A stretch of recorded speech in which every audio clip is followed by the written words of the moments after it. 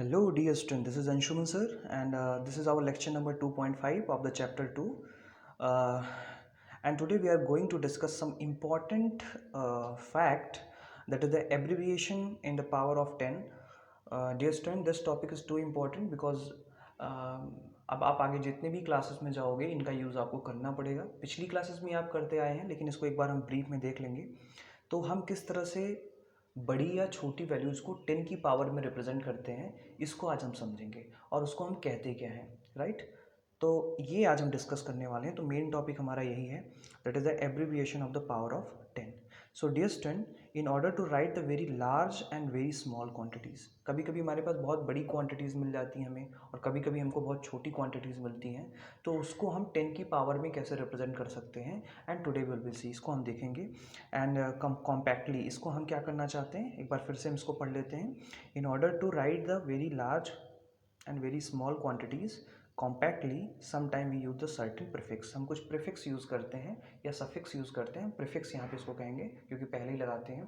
तो ये प्रीफिक्स आपको जितने भी क्वांटिटीज़ को हम मेज़र करेंगे उसमें हम बेसिकली यूज़ करते हैं, ताकि उसको हम आसानी से रिप्रेजेंट कर सकें। तो आइए देखते हैं ये क्या प्रीफिक्स हैं। तो यहाँ पर कुछ प्रीफिक्स हमारे पास हैं जो स्मॉल क्वांटिटीज़ को रिप्रेजेंट करने के काम में आती हैं, और यहाँ पे कुछ हमारे पास प्रीफिक्स हैं जो बहुत बड़ी क्वांटिटीज़ को रिप्रेजेंट करने के वर्क में आती हैं। तो सबसे पहले हम देख लेते हैं कि स्मॉल क्वांटिटीज़ में क्या क्या चीज़ें आती हैं, जिसमें डेसी, सेंटी, मिली, माइक्रो, नैनो, पीको, फेम्टो, एटो। तो ये जो आपकी ये क्वांटिटीज़ हैं, ये बहुत छोटी क्वांटिटीज़ को रिप्रेजेंट करने के काम में आती हैं। तो यहाँ पे अगर मैं सबसे पहले डेसी की बात करूँ, तो डेसी का मतलब होता है 1/10। तो 1/10 डेसी का मतलब होता है 1/10। तो 1/10 को 10 को ऊपर ले जाओगे तो 10 की पावर -1 हो जाती है, ठीक है। तो डेसी का मतलब क्या होता है, that is 10 to power -1। Centi, centi का मतलब होता है 1/100, और 1/100 को आप लिख सकते हो 10 टू पावर -2, ठीक है। मिली, मिली का मतलब होता है 1/1000, इसका मतलब क्या हुआ 10 टू पावर -3। माइक्रो का मतलब होता है 10 टू पावर -6। नैनो का मतलब होता है 10 टू पावर -9। कहते हैं नैनो साइंस है या नैनो टेक्नोलॉजी है, इसका मतलब किसी ऑब्जेक्ट का 9 टाइम छोटा, राइट। पीको का मतलब होता है 10 टू पावर -12। फेम्टो का मतलब होता है 10 टू पावर -15। एटो का मतलब होता है 10 टू पावर -18। तो इतनी क्वांटिटीज़ अगर आप याद रखते हो तो आसानी से आगे की कैलकुलेशन आप कर पाओगे, ठीक है। तो ये कुछ छोटी क्वांटिटीज़ हैं जिसको हमने अभी देखा।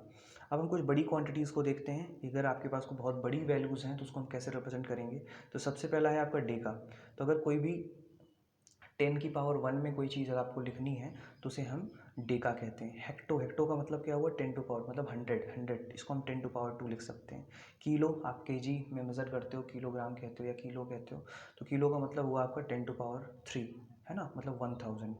किलोमीटर कहते हो आप अगर लेंथ को मेज़र करना है तो, है ना। मास को मेज़र करना है तो किलोग्राम कह देते हो। तो किलो का मतलब बेसिकली कितना होता है 10 टू पावर 3 मैग्नीट्यूड में। मेगा कहते हैं मेगा ऑफर है, तो इसका मतलब होता है 10 टू पावर 6। गीगा का मतलब होता है 10 टू पावर 9। टेरा का मतलब होता है 10 टू पावर 12। पेटा का मतलब होता है 10 टू पावर 15, और एक्सा का मतलब होता है 10 टू पावर 18। डियर स्टूडेंट, ये जो इसके सिंबल्स हैं वो बहुत इंपॉर्टेंट है।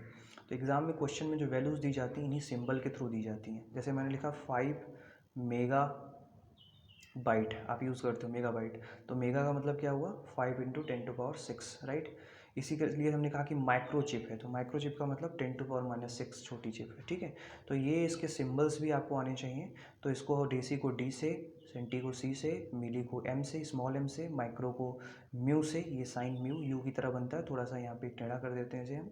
इसी तरीके से नैनो को हम एन से, स्मॉल एन से, पीको को स्मॉल पी, फेम्टो को हम फर्मी भी कहते हैं ना। इसको एक साइंटिस्ट थे फर्मी ने दिया था।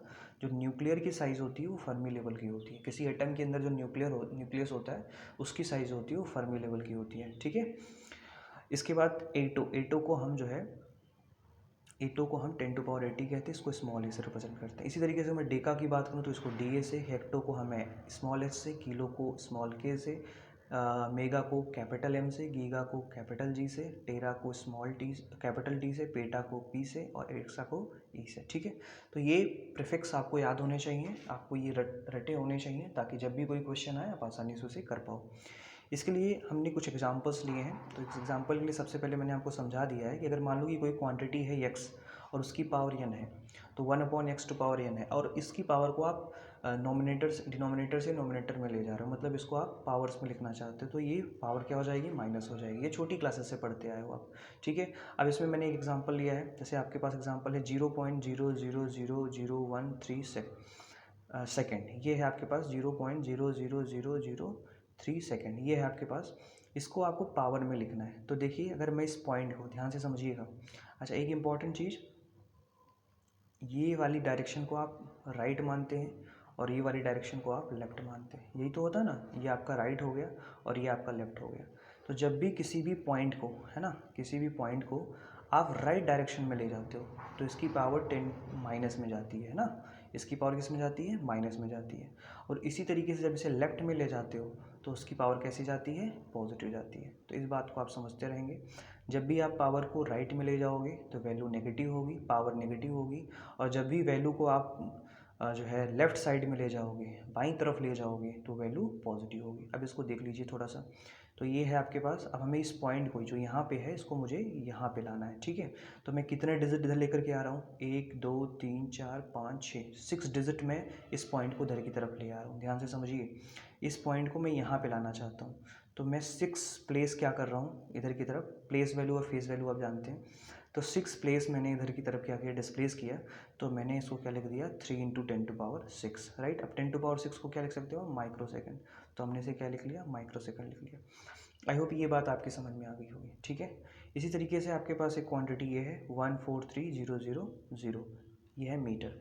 इसको आपको किस में लिखना है, पावर में लिखना है। तो मान लेते हैं कि अगर ये इतना है तो पॉइंट यहाँ कहीं पे होगा, ठीक है। तो अब मैं इस पॉइंट को इधर की तरफ ले जा रहा हूँ, लेफ़्ट की तरफ ले जा रहा हूँ। तो देखो 1 2 3, अब जितनी बार ले जाओगे लेफ़्ट की तरफ उतना पावर बढ़ता जाएगा।